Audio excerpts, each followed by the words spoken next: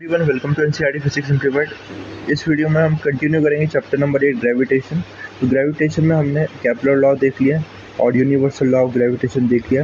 अब आगे बढ़ते हैं और अब बात करते हैं हम द ग्रेविटेशनल कांस्टेंट की। ठीक है, तो समझते हैं ग्रेविटेशनल कांस्टेंट को डिटेल में। Okay, the value of the gravitational constant capital G entering the universal law of gravitation can be determined experimentally, and this was first done by English scientist Henry Cavendish in 1798। तो capital G की value experimentally determine की जा सकती है और इसे सबसे पहले हेनरी कैवेंडिश ने 1798 में किया था। Okay, the apparatus used by him is systematically shown in figure। तो इस सेटअप से किया था। ठीक है, तो क्या था ये देखते हैं sir. The bar A B has two small lead spheres attach with end. तो यहाँ पर आप देख रहे हो एक बार है, ठीक है, उस पर दो छोटी लाइट की बॉल्स है अटैच, ए और बी आपको डायग्राम में दिख रही है। Okay, the bar is suspended from a rigid support wire fine wire. इसको एक फाइन वायर से हमने रिजिड सपोर्ट से यहाँ अटैच किया। ओके, यानी रोटेट कर सकता है ये। Okay, now two large lead spheres are brought in to the small ones but an opposite side as shown। ठीक है, अब क्या किया देखो, दो और बॉल दिख रही है आपको S1 और S2, इनको यहाँ पर रखा है। ठीक है, ऑपोजिट साइड रखा है एक दूसरे के। Okay, now the big sphere attract the nearby small ones by equal and opposite force. तो जो बड़ी बॉल्स हैं ये छोटी बॉल को अट्रैक्ट करेगी। ठीक है, इक्वल एंड ऑपोजिट फोर्स से अट्रैक्ट करेगी। ठीक है, ये इधर की तरफ फोर्स लगाएगी इस पर। ठीक है, और ये इधर की तरफ फोर्स लगाएगी। ओके, तो देखो, और ये दोनों क्या होंगे, नेट फोर्स क्या होगा इस फोर्स के, क्योंकि दोनों बहुत सिमिलर है। ठीक है, तो इक्वल एंड ऑपोजिट फोर्स लगा रहे हैं। ठीक है, सेम बॉडी पे, बट लाइन ऑफ एक्शन का इनका अलग अलग है। तो क्या होगा, लाइन ऑफ एक्शन अलग होने से नेट फोर्स तो जीरो होगा क्योंकि इक्वल फोर्स है ऑपोजिट डायरेक्शन में, बट टॉर्क क्रिएट हो जाएगा। तो ये क्या करेगा, टॉर्क क्रिएट कर देगा इस सिस्टम में। Okay, so there is no net force on the bar but only a torque which is a clearly equal to the f times the length of the bar। तो एक couple create हो रहा है, torque, ये भी torque लगा रहा है, ये वाला भी यहाँ टॉर्क लगा रहा है फ्रॉम द पिवट पॉइंट। ये पिवट पॉइंट हो जाएगा, ठीक है, इसके अबाउट ही रोटेट करेगा and two equal parallel forces acting on the same of body but different line of action, they consider couple create होगा यहाँ पर एंड इस, ठीक है, इसे रोटेट करना स्टार्ट करेगा। कितना होगा कपल, हमें पता है कपल क्या होता है, आइदर फोर्स, दोनों फोर्स बराबर है and the perpendicular distance between the two forces. तो ये लेंथ जो हो जाएगी इस बार की टाइम्स द फोर्स। ठीक है, और वो फोर्स कितना होगा, where F is the force of attraction between a big sphere and its neighbouring small sphere. ठीक है, तो ये दोनों के बीच में जितना फोर्स है, ग्रेविटेशन फोर्स, वो हो जाएगा F. Okay, now due to this torque the suspended wire get twisted till such time as the restoring torque of the wire equal to the gravitational torque. तो ये ट्विस्ट होना start हो जाएगा, ये जो वायर है। ओके, तब तक ट्विस्ट होगा जब तक कि जो ग्रेविटेशन फोर्स लग रहा है उसकी वजह से तो हो रहा है, ये जो फोर्स है ये टॉर्क क्रिएट कर रहा है और ट्विस्ट कर रहा है। तो तब तक ये ट्विस्ट होगा जब तक कि जो ग्रेविटेशनल टॉर्क है ये जो रिस्टोरिंग टॉर्क जो इसमें डेवलप हो रहा है स्प्रिंग, ये जो वायर में, उसके बराबर नहीं हो जाता। Okay, if theta is the angle of twist of the suspended wire the restoring torque is proportional to theta. तो जितना ज़्यादा, अगर थीटा रिस्टोर, ये एंगल ऑफ ट्विस्ट है, जितना ज़्यादा ये ट्विस्ट होगा, ठीक है, जितना ज़्यादा ये एंगल होगा उतना ज़्यादा ही रिस्टोरिंग टॉर्क डेवलप होगा। ओके, और वो कितने की, तो थीटा की प्रोपोर्शनल रिस्टोरिंग टॉर्क, और वो कितना है, टाउ थीटा। ठीक है, इसमें टाउ क्या लिया हमने, रिस्टोरिंग टॉर्क पर unit angle of twist. Unit twist में एक डिग्री, ठीक है, यूनिट ट्विस्ट में वो 1 डिग्री हो सकता है, 1 मिनट हो सकता है, जितना भी वो एंगल ट्विस्ट हो रहा है उस पर कितना टॉर्क, रिस्टोरिंग टॉर्क डेवलप हो रहा है। ठीक है, वो हमें गिवन होगा, ठीक है, वायर के लिए, या फिर हम कैलकुलेट कर सकते हैं कैसे, tau is the restoring torque पर unit angle of twist. Tau can be measured independently by applying a known torque measuring the angle of twist. ठीक है। और एंगल मेज़र कर लेंगे, उसमें नोन टॉर्क अप्लाई करेंगे, अलग से सेटअप अलग से करेंगे इसको, इसके लिए स्प्रिंग जो वायर है उसका एंगल ऑफ रिस्टोरिंग टॉर्क पर यूनिट ट्विस्ट देखने के लिए। तो नोन टॉर्क इसमें अप्लाई करेंगे and then we will measure the angle of twist and then we will obtain the restoring torque in this. Okay, then when tau is the restoring torque per angle of twist, tau can be measured independently by applying a known torque. ये हमने बता दिया. The gravitational force between the spherical balls is the same as if their masses are concentrated at their center. ठीक है, और जो gravitation force जो spherical balls में लगेगा वो कितना होगा, इस तरह से होगा कि सपोज इनके जो मासेस है, ठीक है, इनके सेंटर में कंसंट्रेटेड है, ठीक है, ओके, तो इनको हमें पॉइंट मास मान सकते हैं, ठीक है. सो thus if d is the separation between the center of the big and this neighboring small ball, m and small m their masses, the gravitational force between the big sphere and its neighboring small ball is, ठीक है. तो अगर capital M इस बड़ी ball का mass है, small m छोटी ball का मास है, और d डिस्टेंस इनके सेंटर को जो लाइन ज्वाइन कर रही है, ओके, तो कितना हो जाएगा, जो f की value by universal of gravitation this will be equal to capital G m upon d square, okay, d distance है, ठीक है, याद रखना ये, ओके. नाउ इसके बाद if L is the length of the bar A B, ठीक है, लेंथ, तो हमें जो टॉर्क कितना आ जाएगा, टॉर्क जो gravitational torque this force time the length, okay, force time the length and this will be equal to the equilibrium condition में जो रिस्टोरिंग टॉर्क डेवलप हुआ टाउ थीटा, ओके. और ऑब्जर्वेशन ऑफ थीटा से हम calculate कर सकते हैं, ठीक है. और देखो m मास पता रहेगा, स्मॉल m पता रहेगा, डिस्टेंस मेजर कर सकते हैं, लेंथ ऑफ बार मेजर कर सकते हैं, थीटा मेजर कर सकते हैं हम, ठीक है. और रिस्टोरिंग टॉर्क पर यूनिट ट्विस्ट हमने ऑलरेडी एक दूसरे एक्सपेरिमेंट से कैलकुलेट किया. सो कैपिटल G की वैल्यू कैलकुलेट हो जाएगी कितनी, 6.67 इंटू 10⁻11 न्यूटन मीटर स्क्वायर पर kg स्क्वायर, ठीक है. तो इस तरह से एक्सपेरिमेंट ये कैलकुलेट से हम कैपिटल G की वैल्यू कैलकुलेट कर सकते हैं, ठीक है. इसके बाद next topic, this is acceleration due to gravity of the earth, ठीक है. तो acceleration due to gravity of earth, earth में जो भी ऑब्जेक्ट्स फॉल करेगी, ठीक है, फ्री फॉल करेगी, तो उसको अर्थ क्या करेगा, अपनी तरफ अट्रैक्ट करेगा ऑब्जेक्ट्स को, और अगर वो अर्थ की तरफ मूव करती है, ठीक है, तो उनकी वेलोसिटी लगातार इंक्रीज करती जाएगी, that is the acceleration and this is due to gravity, so this is called acceleration due to gravity.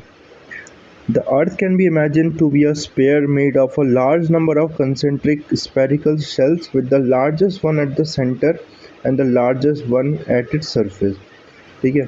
So now जो अर्थ है उसको हम क्या इमेजिन कर सकते हैं कि ये बहुत सारे स्पेयर्स से बनी है, ठीक, कंसेंट्रिक स्फेरिकल शेल से बनी है, ठीक है, इस तरह से, क्योंकि हॉलो बॉल बोल सकते हैं, बहुत सारी हॉलो बॉल्स इस तरह से बनी है, ऐसा हम इमेजिन कर सकते हैं, ठीक है. And the largest one eight the surface, है ना, जो स्मॉलेस्ट वन होगी सेंटर पे होगी, स्मॉलेस्ट जो शेल है स्फेरिकल जो सेंटर पे, और लार्जेस्ट कहाँ पर है, इसके सरफेस, ओके. अब पॉइंट आउटसाइड, ये बहुत इंपॉर्टेंट पॉइंट है, बिकॉज इसी से हम आगे भी जब हम डेप्थ पे निकालेंगे वो सारी चीज़ें एक्सप्लेन हो पाएगी इससे. A point outside the earth is obviously outside all the shells, ठीक है, और एक पॉइंट है जो अर्थ के बाहर है, वो इन सारी सेल्स के आउटसाइड में लाई करता है. Thus all the shells exert a gravitational force at the point outside just as if their masses are concentrated at their common center according to the result stated in 8.83, ठीक है. तो ये जो सारी सेल्स हैं, ठीक है, अगर जो सारी सेल्स हैं एक पॉइंट जो आउटसाइड है इस पे क्या लगाएंगे, इनकी वजह से फोर्स लगेगा, ठीक है, और इस तरह से फोर्स लगेगा कि हम मान सकते हैं कि ये सारी सेल्स का जो मास है कहाँ कंसनट्रेटेड के कॉमन सेंटर पे कंसनट्रेटेड है, ये हमने ऑलरेडी देख लिया था प्रीवियस वीडियो में, ठीक है.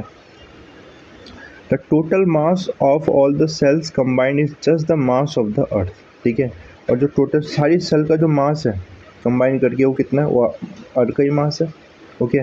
Hence, at a point outside the Earth, the gravitation force is just as if its entire mass of the Earth is concentrated at its center. तो एक पॉइंट जो अर्थ के बाहर है उसके लिए हम मान सकते हैं कि जो पूरे का पूरा अर्थ है उसका मास कहाँ कंसनट्रेटेड है, उसके सेंटर पे कंसनट्रेटेड है. For a point out inside the earth the situation different. लेकिन जो पॉइंट इनसाइड है अर्थ के लिए उसके लिए देखो कैसे डिफरेंस आएगा. Okay, again consider the earth to be made up of concentric cells as before and a point mass small m situated at a distance r from the center. ठीक है, तो फिर से ये इसको बहुत सारी शेल्स से बना हुआ हम मान सकते हैं. और यहाँ पर ये पॉइंट जो है, ये point this is the point जहाँ पर हमें कैलकुलेट करना है. ये स्मॉल आर डिस्टेंस पे, ठीक है, from the centre of the अर्थ.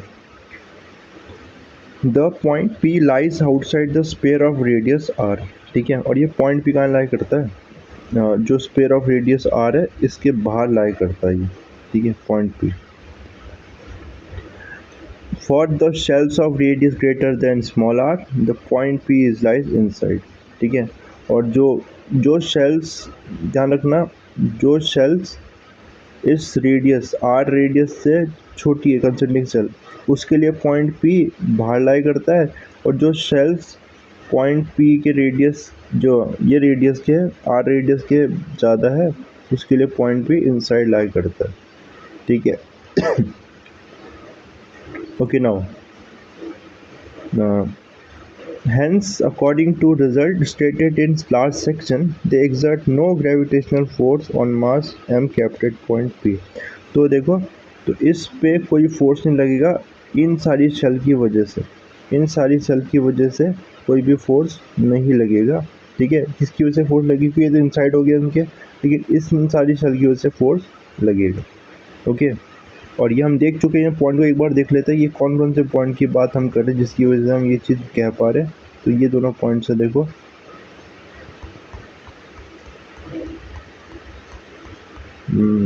ये, ठीक है, ये दोनों रिजल्ट देखना, बहुत ज़्यादा इंपॉर्टेंट रिजल्ट है, इसको यूज़ कर रहे हैं हम. The force of attraction between a hollow spherical shell of uniform density and a point mass situated outside is just F if the entire of the shell is concentrated at the centre of the shell. ठीक है, तो एक hollow spherical shell, already ये prove कर दिया था कि hollow एक स्फेरिकल शेल के लिए जिसकी यूनिफॉर्म डेंसिटी है उसके लिए,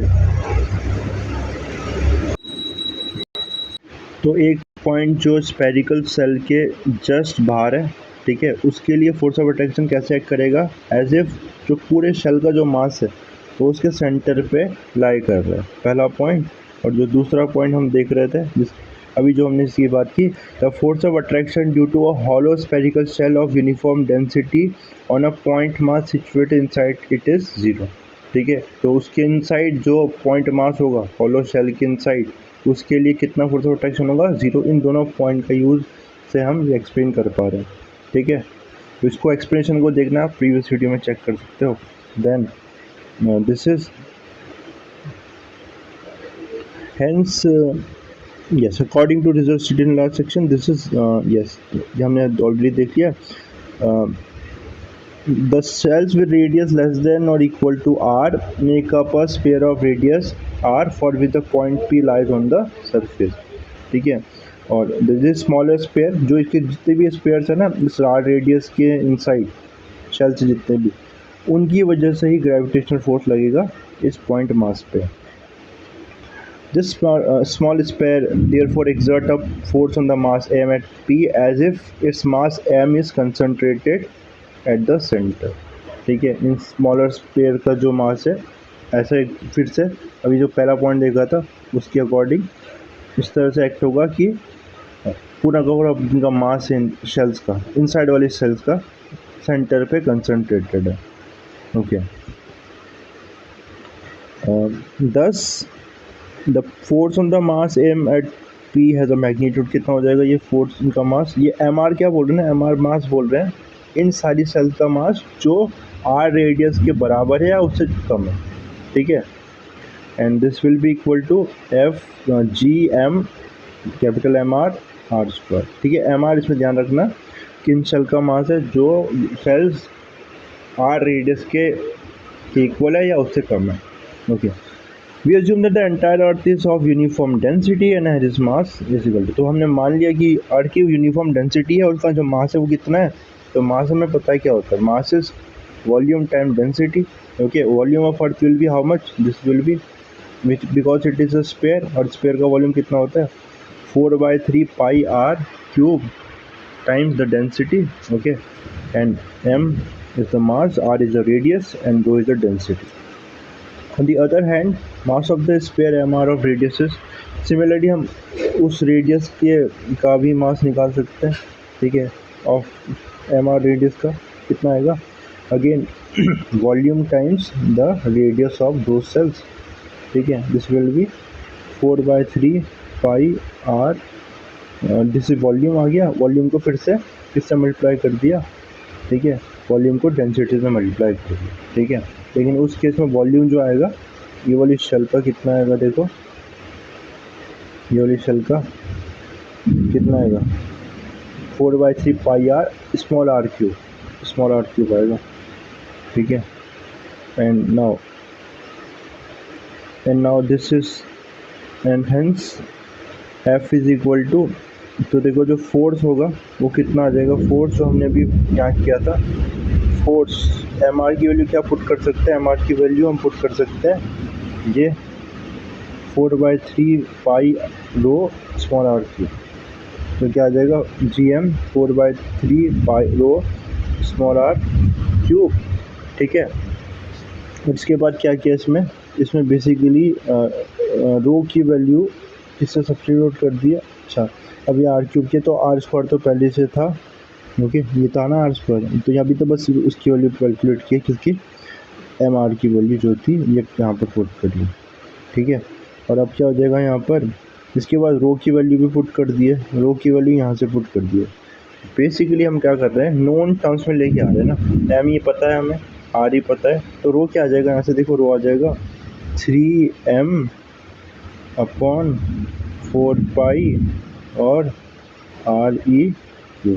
अब रो की वैल्यू ये पुट कर दिया हमने, क्या रो की वैल्यू क्या, ये पूरा कैंसिल करके दिखाया इसमें डायरेक्टली, ठीक है। तो 3 यहाँ पर देखो ये 3 जब पुट करेंगे, मैं यहाँ पर से दिखा रहा हूँ आपको, 3 से 3 कैंसिल हो रहा है, 4 से 4 कैंसिल हो जाएगा, पाई से पाई कैंसिल हो जाएगा, ठीक है। तो क्या रह जाएगा, बस एम ई और आर ई का स्क्वायर रह जाएगा जो यहाँ लिखा हुआ है, ठीक है। तो इस तरह से जी एम, ये रो की वैल्यू कैलकुलेट पुट करने के बाद आया M E upon R E का क्यूब, और R cube upon R square तो था, इससे भी एक आर की वर्ड कम हो गई। तो जो फोर्स आ गया कितना आ गया, capital G small M capital M upon R E cube times small R. If the mass M is situated on the surface of the earth then R is equal to R E, ठीक है। अगर जो मास है वो surface पे होगा तो are किसके बराबर हो जाएगा, कैपिटल आर के बराबर हो जाएगा, ठीक है। तब ग्रेविटेशन फोर्स कितना लगेगा, तो हमें ये पता है, फिर से इसको कितना पुट कर दो, आर कैपिटल आर पुट कर दो, तो फिर से एक पावर कम हो जाएगी, जो ऑप्टेन हमें यूनिवर्सल लॉ ऑफ ग्रेविटेशन से ऑप्टेन हो गया, ठीक है। अब एक्सेलरेशन के लिए बहुत सिंपल है, The acceleration experienced by the mass m, which is usually denoted by the symbol small g, is related to F by Newton's second law by relation m is equal to mg। तो हम second law से हमें पता है F is equal to mg होता है, दोनों force से, ये ग्रेविटेशन फोर्स है, अगेन सेकेंड लॉ से हमने निकाला, इनको इक्वेट कर देंगे, तो इक्वेट करने से जो स्मॉल m है, देखो ये स्मॉल m इसका कैंसिल आउट हो जाएगा, और क्या मिल जाएगा हमें, you can get the expression, इससे जो ए जी आ गया वो कितना आ गया, एफ को मास से डिवाइड कर दिया तो G M upon R E square, ठीक है। ये एक्सेलरेशन है at the surface, okay. Acceleration G is readily measurable, R E radius हमें पता है, मास पता है, और जी हमने एक्सपेरिमेंट से, अभी कैवेंडिश एक्सपेरिमेंट से देखा था, तो इससे हम क्या कैलकुलेट कर सकते हैं स्मॉल जी की वैल्यू, ठीक है। और इसी रीज़न से तो ये 9.8 के अप्रॉक्स आ जाती है at the surface, okay।